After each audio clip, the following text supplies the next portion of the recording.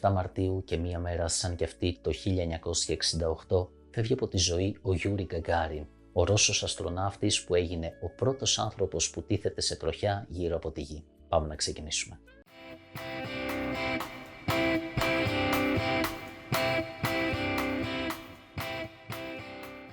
Κοιτάζω τη Γη και είναι τόσο όμορφη. Αυτές είναι οι πρώτες λέξεις του ανθρώπου από το διάστημα και ανήκουν στο Γιούρι Γκαγκάριν.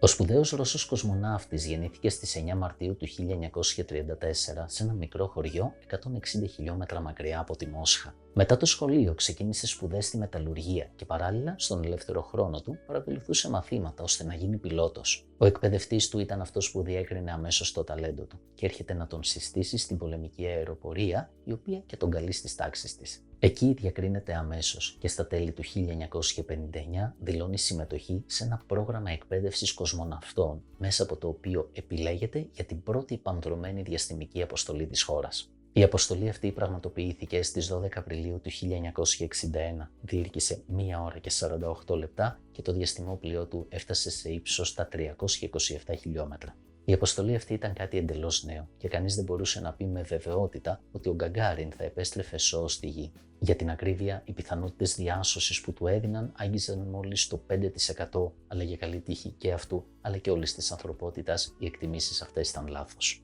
Τελικά όλα πήγαν καλά. Ο Γιούρι Γκαγκάριν έγραψε το όνομά του για πάντα στην ιστορία και άνοιξε τον δρόμο για πολλά διαστημικά ταξίδια που ακολούθησαν. Η τραγική ηρωνία βέβαια είναι ότι ο σπουδαίος Ρώσος κοσμοναύτης έχασε τη ζωή του σε αεροπορικό δυστύχημα μία μέρα σαν κι αυτή το 1968. Ομάδα, σας ευχαριστούμε που ήσασταν μαζί μας για ακόμη μία φορά. Μέχρι το επόμενο School for All. Να είστε όλοι καλά. Αντίος.